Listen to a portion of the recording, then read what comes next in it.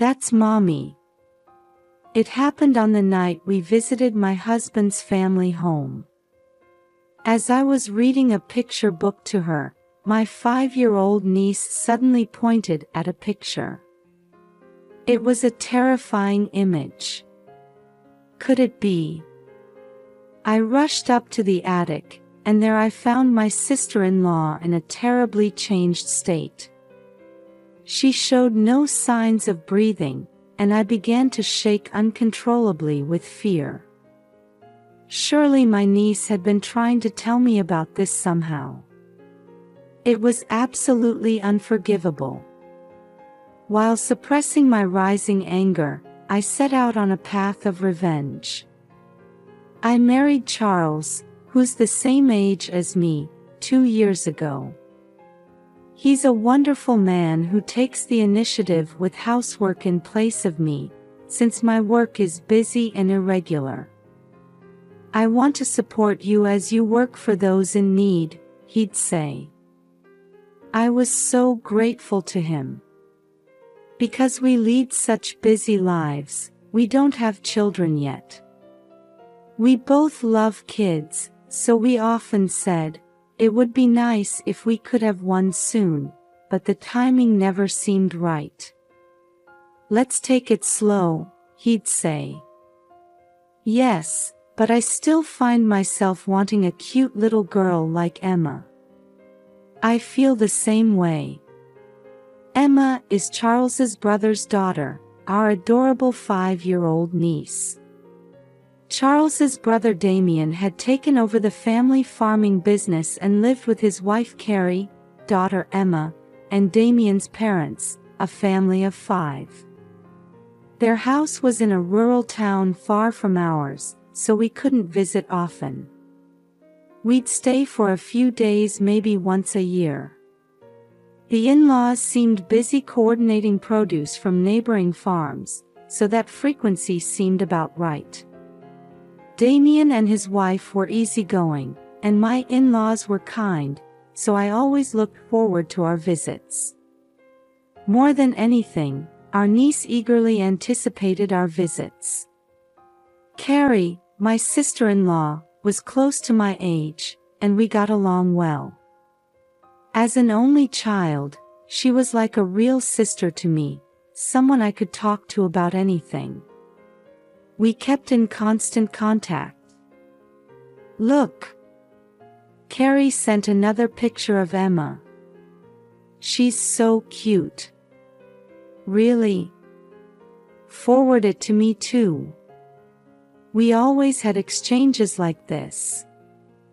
Needless to say, when a video call came in, my husband and I would fight over the phone.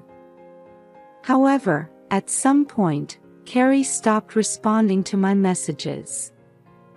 I became worried that something might have happened to her. When Charles came home from work, I rushed to him. Carrie's not replying to my messages.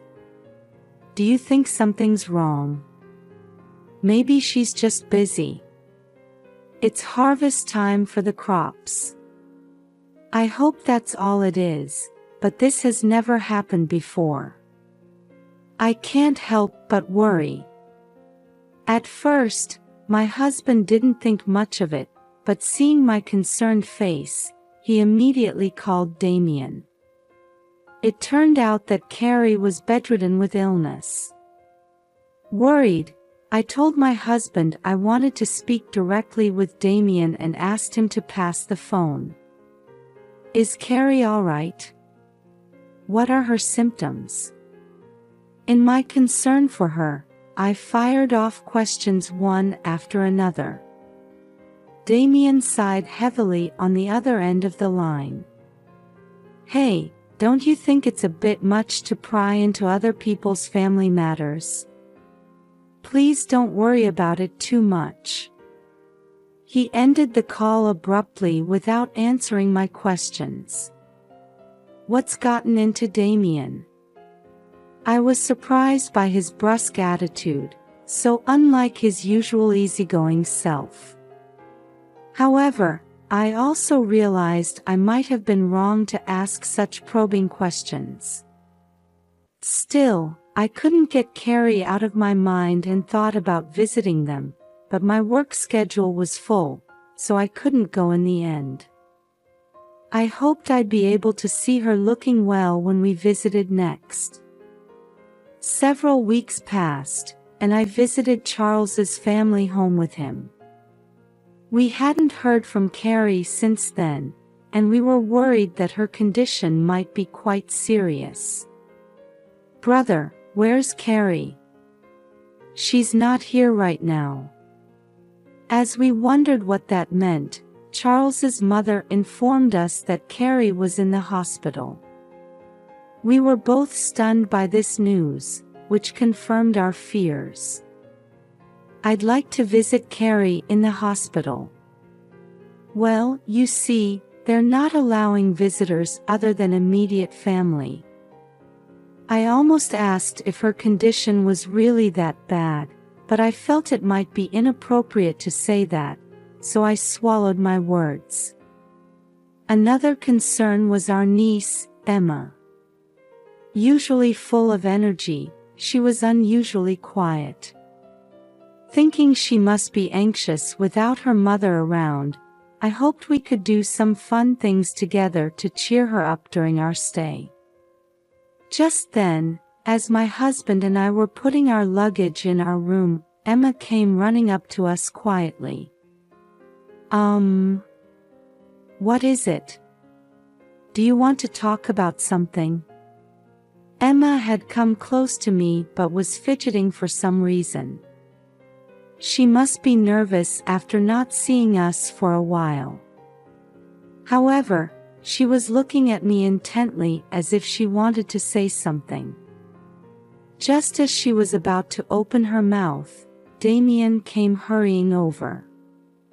"Emma, Miranda and Charles are tired, so go play over there."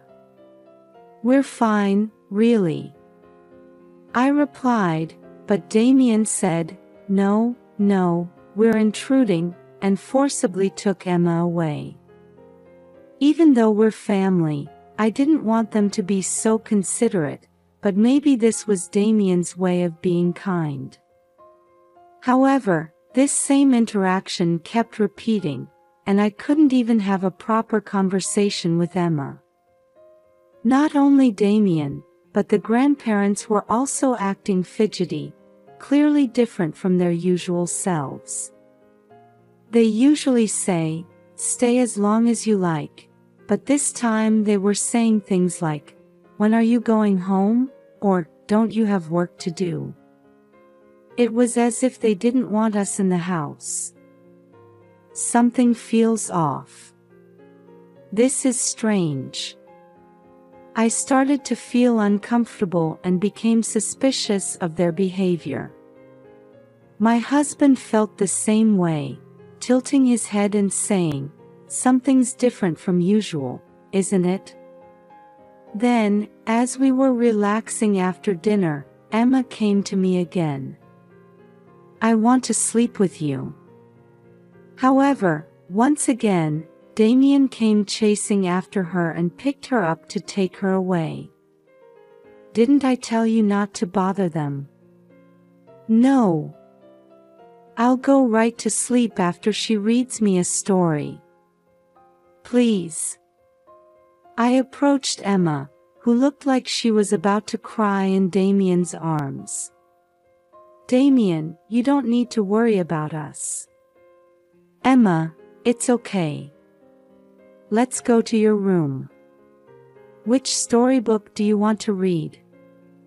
Damien didn't seem entirely convinced, but when I said, "It'll just be for a little while," he replied, "I see," and agreed. Emma's face brightened, and she pulled my hand, guiding me to her room. "I want this book." "Read it."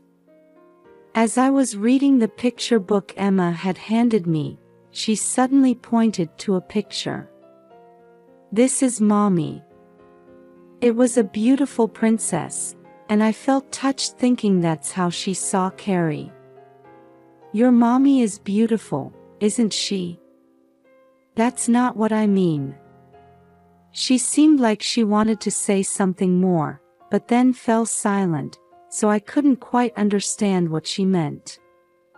After finishing the book, as I was tucking Emma in, she sadly whispered, "I want to see Mommy," and then fell asleep. When I returned to the living room where everyone was, Damien and his mother were waiting for me as if they had been anticipating my return. They made me sit down. "Did Emma say anything?" "No, nothing in particular. She fell asleep right after I read her the story." When I said this, Damien seemed to show a relieved expression. After that, his mother whispered something to Damien, then looked at me and smiled, saying, "Thank you. Well, now that Emma's asleep, let's have some adult time." My husband, Damien, and the grandparents started drinking, and it turned into a party atmosphere. By the time night had fallen deeply, they had all fallen into a deep sleep.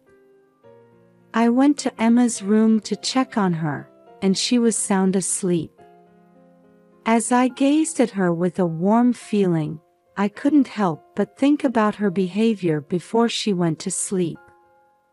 I picked up the picture book we had read earlier and flipped through the pages. When I came across the picture she had pointed to, I realized its horrifying nature. Could it be? No, it couldn't be. But I have to make sure.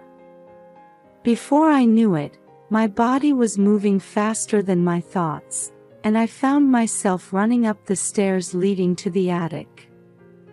When I opened the door, the sight that greeted me left me speechless. There, lying in a terribly emaciated state, was Carrie, the very person we had been told was in the hospital. "Carrie!" I rushed to her and shook her body while calling out to her, but there was no response at all. What should I do? Seeing Carrie's condition, where I couldn't even tell if she was breathing, I was severely shaken, but I quickly woke up my sleeping husband. At first, Charles was quite shocked, but he helped me carry Carrie to the car and drive her to the hospital without alerting Damien or his parents. However, when we arrived at the hospital, I overheard the doctor mutter, "I hope we can save her." And I couldn't stop shaking with anger and sadness. There's no doubt that Damien and his parents were involved in Carrie ending up like this. It also explained why they had been so fidgety since we arrived. After consulting with my husband, I decided to start gathering evidence so they couldn't deny their actions. The next morning, while we were eating breakfast, Charles suggested to everyone, "I'd like to take Emma to the new shopping mall. Why don't you all come along?" But apart from Emma, the response was lukewarm.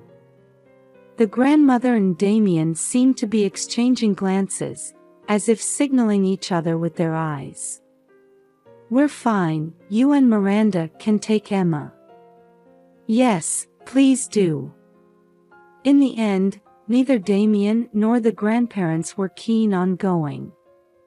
However, my husband insisted, "It doesn't make sense unless the whole family goes out together," and they reluctantly agreed to come along. As everyone was getting into the car, I took out my smartphone from my pocket. "Sorry, I got a work call. Please go ahead without me. I'll catch up later." Ignoring their surprised looks, my husband stuck his face out the window and said, "Got it." He locked the car doors and slowly drove off. Damien and his parents seemed to think it was a bad idea to leave me alone in the house, and I could see them frantically trying to tell Charles something in the car. They were probably saying, "Come back right now." However, my husband drove on with a straight face, completely ignoring them, and the car quickly disappeared from sight. Grateful to Charles, I began searching the house to punish them. One unbelievable thing after another came to light, and I trembled with anger. I can't forgive this. I decided to take action for Carrie's sake. In the evening, my husband returned with the family. Emma seemed to have fallen asleep from exhaustion and was being carried by my husband. "I'll put Emma to bed. I'm also tired from driving, so I'll rest a bit." Saying this, Charles went into Emma's room. As I was watching him go, my mother-in-law came up to me. "Miranda, why didn't you come? We were waiting for you the whole time." "I'm sorry. A big job came up unexpectedly." "Oh my, that must have been tough. By the way, did anything unusual happen? Were you in the living room the whole time?"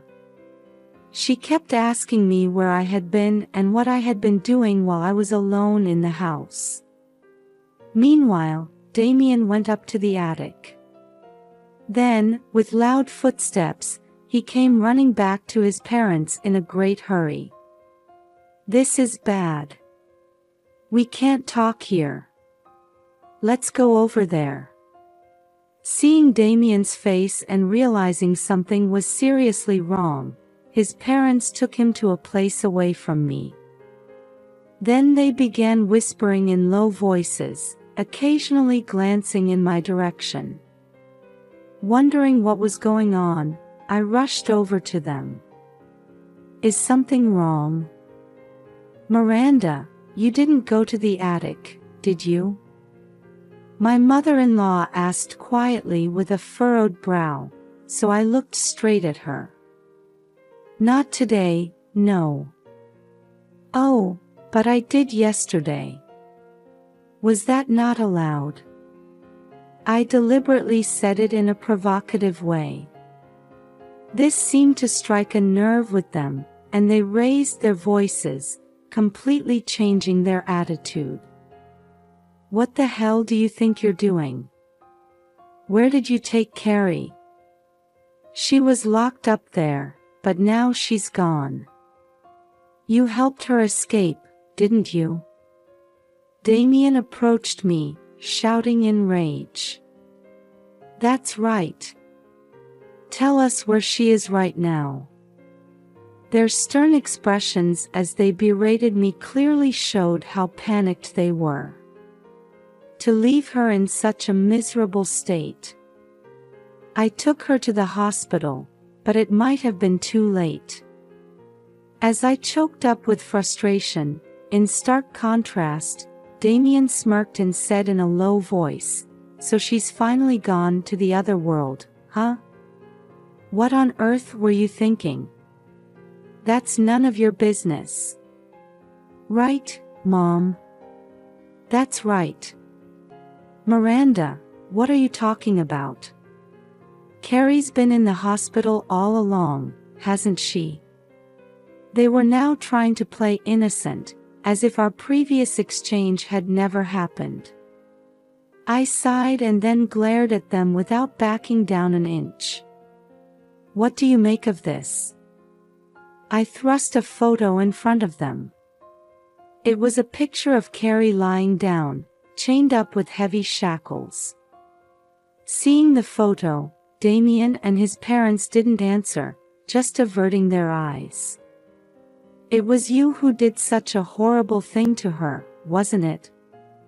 When I pressed them, Damien heaved a big sigh and scratched his head vigorously. "Don't misunderstand. She went to the attic on her own." Damien made this ridiculous excuse with a straight face, and his parents nodded vigorously. I couldn't help but smile wryly. Did they really think I would believe such words? Thinking that continuing this conversation wouldn't lead anywhere, I decided to play my next hand. This is the reason, isn't it? I slid a document across the table, and Damien hurriedly picked it up, his eyes widening. How did you get this? We couldn't find it anywhere. It was a document showing some financial transactions, with Carrie's handwriting asking, "The flow is strange. Where did this difference go?" I had found this hidden in Emma's bookshelf while searching the house while my husband had taken them out. Let me rephrase the question. This is evidence of your fraud, isn't it? When I pressed him again, Damien crumpled up the document and took it to the kitchen. Then he set it on fire and burned it. Too bad. Look, now there's nothing left. He waved his hands at me mockingly. After that, he came back, put his elbows on the table, and looked at me with a face that seemed to say, "I've got you now." It's Carrie's fault for finding out what we were hiding. Feeling relieved now that the evidence was gone, Damien started talking freely. It turned out that the in-laws, who coordinated with nearby farms, were buying produce cheaply but actually selling it to retailers at much higher prices. They were pocketing the difference as their own profit. Carrie must have noticed this and confronted Damien about what was going on. Carrie has a strong sense of justice. Once she knew, she couldn't just leave it alone, could she? That's right. I told her to keep quiet, but she wouldn't listen and said she was going to tell the other farmers. Even so, to lock her up in the attic to silence her. I was shocked by their excessive actions and way of thinking. As I listened silently for a while, they kept bad-mouthing Carrie one-sidedly and asserting that they were in the right. I was dumbfounded watching them. My mother-in-law, who was standing next to me, quietly gave Damien a meaningful look. But it doesn't feel good to have the house searched, you know. That's right. City girls have no manners. Now that you know, you're going to the attic too. Saying this, Damien suddenly lunged at me. Just then, the living room door opened, and Charles rushed to my side. Don't interfere. This is to protect our home. You were born and raised here too, so you should understand, right? Damien tried to forcibly do something to me, while Charles desperately tried to protect me. Charles grabbed Damien by the collar and shouted, "That's enough." Actually, I had already sent a message to my husband detailing everything I had discovered. That's why I had asked him to pretend to be resting after returning from shopping until the three of them revealed their true nature. It's too late now. I've already started preparing to sue you. With my words, Damien, who had been grappling with Charles, suddenly loosened his grip. The document from earlier was a copy, and I've safely stored the original. I've also saved it as data, so whatever you do is pointless. You're too clever for your own good. I don't want to hear that from you. Oh, take a look at these two. I held out several different photos in front of him. They showed Damien and his parents indulging in luxury at high-end restaurants and inns. What's this? These are just photos of family meals and trips, aren't they? Well, that's how it might look if you only saw these. But what if we add this? I thrust another paper right under Damien's nose. A receipt. That's right. This is a problem, isn't it? Surprisingly, the description on the receipt said, entertainment expenses, and it was addressed to an agricultural corporation that they had formed with the neighboring farms. It seems Carrie found this too. This is what you'd call embezzlement, right? Damien bit his lip and slammed his fist on the table. To think he had such a hidden side. I was shocked, and thinking about how Charles must feel, an indescribable frustration welled up inside me. I informed them that I had already told the corporation members about this and that we would set up a formal meeting to discuss it later. Since I've been asked to handle this, of course I'll be in charge. You don't stand a chance. I smirked and pulled a badge out of my pocket, holding it up in front of them. You see, I'm actually a lawyer. Of course, my in-laws knew that this was my job. Perhaps that's why they took the extreme action of locking Carrie in the attic, worried that she might tell me. Please, don't do this. We're family, aren't we? That's right. Let's continue to build a good relationship. Even my father-in-law was pleading with me, but I couldn't overlook their wrongdoing, so I absolutely refused to nod. Frustrated with my stance, they asked how I had known to go to the attic. Emma told me. That brat. I told her so sternly not to tell anyone. She didn't say anything directly. She just gave me a hint. Huh? What nonsense are you talking about? The family must have threatened Emma, telling her, if you tell anyone, you'll never see Mommy again. Emma had kept her promise. But she wanted to somehow help her mom. So after thinking hard, she tried to let me know using the picture book. The picture she pointed to was of a princess captured by a devil and locked in an attic. I was amazed at how clever she was, even at just 5 years old. When I explained this, they fell silent. I then played a video on my smartphone for them to see. It showed Carrie in a hospital bed, testifying about what had happened. Huh? Why? Didn't she die? They were so surprised their mouths hung open. The truth is, when we took her to the hospital, although she was in terrible condition, she regained consciousness thanks to the doctor's dedicated treatment. There, I heard the whole story from the beginning, and Carrie also expressed her desire to punish Damien and his parents. We didn't give her any food, so how? She's too stubborn.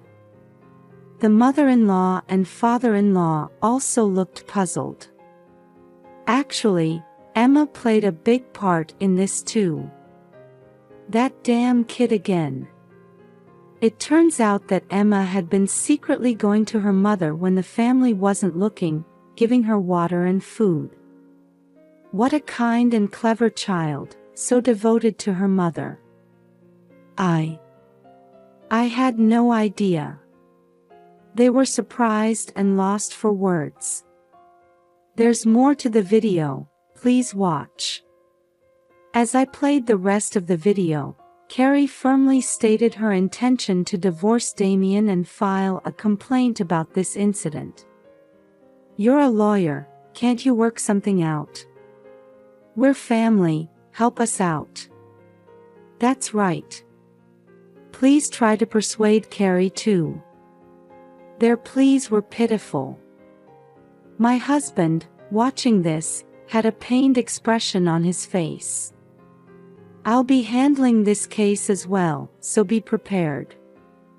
When I coldly rejected them, they muttered, "No way," and hung their heads on the spot. After that, the in-laws were formally sued by the neighboring farms.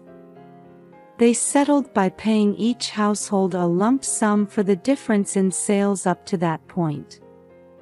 Carrie filed a complaint with the police about the terrible treatment she received, and Damien and his parents were questioned and had to face the consequences of their actions. Carrie demanded $50,000 in damages and medical expenses from them and divorced Damien. Needless to say, she got custody of Emma and demanded an additional $80,000 in child support.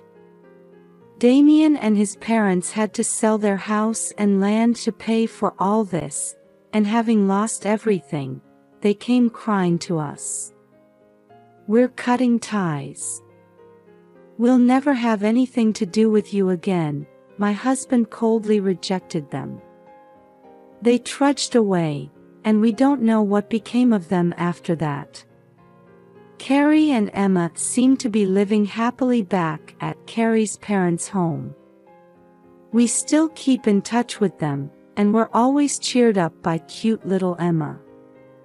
When the baby in your tummy is born, please play with them. As it turns out, I found out I was pregnant after all this happened, and Emma is looking forward to the baby's birth too. I plan to work right up until just before the delivery. As a lawyer who can help people in trouble, I want to keep doing my best.